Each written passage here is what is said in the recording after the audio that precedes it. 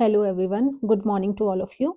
So we have discussed up to aphorism number 26. I think first year का syllabus हमारा complete हो गया है. फर्स्ट ईयर में aphorism 26 तक ही आता था हमारे टाइम पे. अभी आगे कुछ बढ़ गया हो, चेंज हो गया हो तो आई डू नॉट नो. किसी को पता हो तो they can tell me in the comment section. अभी इतने तक के जो अफोरिज्म थे वो काफ़ी ज़्यादा इम्पोर्टेंट थे. अगर हम अफोरिज्म 26 की भी बात करें तो as far as the vivas are concern और the written exam are concern और द एमसीक्यूज आर कंसर्न, तीनों के पॉइंट ऑफ व्यू से aphorism 26 is very very important.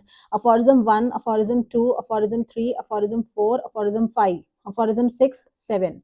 These importance aphorisms are very very important. Other than that, aphorism 18 is important, aphorism 26 is important. उसके बीच बीच में जो aphorisms हैं that are not very important, but yes you should go through them ताकि आपको थोड़ा सा knowledge आ जाए कि डॉक्टर हेनेमन क्या कहना चाह रहे हैं, क्योंकि सिर्फ थ्योरी एग्जाम पास करने के लिए ये नहीं लिखे गए हैं.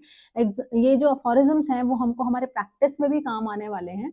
सो अभी जो अफोरिज्म हम आज करने वाले हैं, this is related to our practical. वैसे तो प्रैक्टिकल पार्ट 70 अफोरिज्म के बाद स्टार्ट होता है, बट यहाँ पर कुछ अफोरिज्म्स हैं जो इतना थ्योरी में पूछा नहीं जाता या वाइवाज में नहीं पूछे जाते, बट इनका इंपॉर्टेंस है because it make a change, make a difference in your practice. So let's begin reading the aphorism.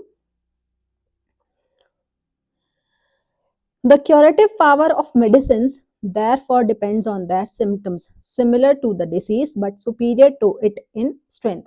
तो जितना भी हमारी मेडिसिन कितना एक्ट करने वाली है, कितनी जल्दी रिलीफ देने वाली है पेशेंट को, कितना जल्दी ठीक करने वाली है, कितना जल्दी कितना उसका पावर है उसको क्योर करने का, इधर वो कंप्लीटली उसको क्योर कर पाएगी या हमें फॉलोइंग कोई फॉलोअप वाली मेडिसिन देनी पड़ेगी, कॉम्प्लीमेंट्री मेडिसिन देनी पड़ेगी, ये सब कुछ डिपेंड करता है हमारे सिम्टम्स पे कि कितने सिम्टम्स. अगर ये डिसीज के सिम्टम्स हैं, ठीक है, यहाँ पे कुछ कुछ, और ये मेडिसिन के सिम्टम है, तो ये सारी चीजें हमारा जो क्यूरेटिव पावर है एक्चुअली मेडिसिन का वो डिपेंड करता है कि कितने सिम्टम्स हमारे डिसीज के मेडिसिन के साथ मैच हो रहे हैं.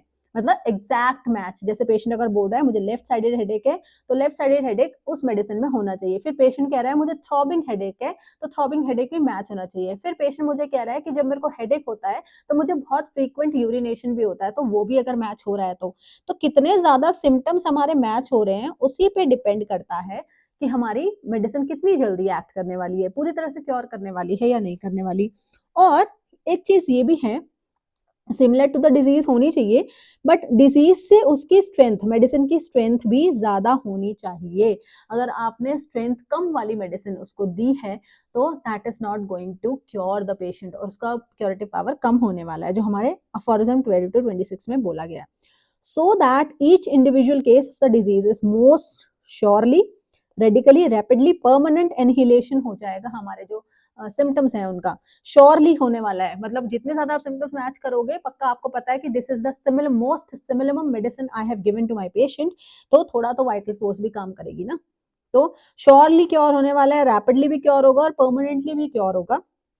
एंड रिमूव्ड ओनली बाय, अब ये जो मेडिसिन है, जो हमारे सिम्टम्स हैं डिसीज के, वो किस मेडिसिन से रिमूव होने वाले हैं, तो removed only by a medicine capable of producing the similar symptoms, है ना, in the healthy human being.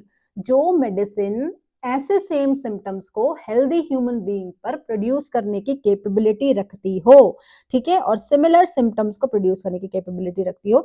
Complete manner, the totality of its symptom, पूरी तरीके से जो उसका टोटलिटी है, उतन जैसे मान लो एक डिसीज का टोटलिटी है, वही टोटलिटी डिसीज की सिमिलर सिम्टम्स, वही सिमिलर सेट ऑफ सिम्टम्स एक मेडिसिन एक हेल्दी ह्यूमन बीइंग पे प्रोड्यूस कर सकती है.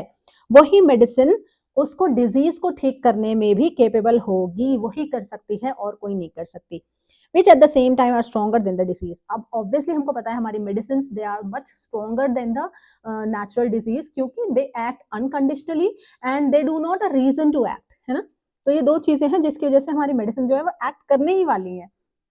अगर आप उसको, क्योंकि अभी क्या है, एक दो डोजेस खाओगे तो एक्ट नहीं करेगी या फिर प्रूव नहीं करोगे आप मेडिसिन को, बट जितना फ्रीक्वेंटली आप डोजेस को लेते जाओगे, जितने ज़्यादा डोजेस होती जाएंगी, उतना ज़्यादा आपको मतलब ड्रग प्रूविंग आप कर पाओगे। तो ड्रग प्रूविंग का एक प्रोटोकॉल होता है जिसको हमको अंडरस्टैंड करना पड़ता है।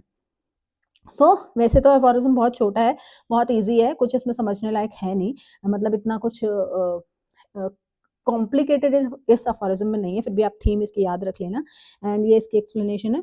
इसके अलावा कोई क्वेश्चन हो तो ऊपर ईमेल आईडी दी ही हुई है, इस ईमेल आईडी पे आप कॉन्टैक्ट कर सकते हैं। नोट्स आपको टेलीग्राम चैनल और नोट्स पे मिल जाएँगे।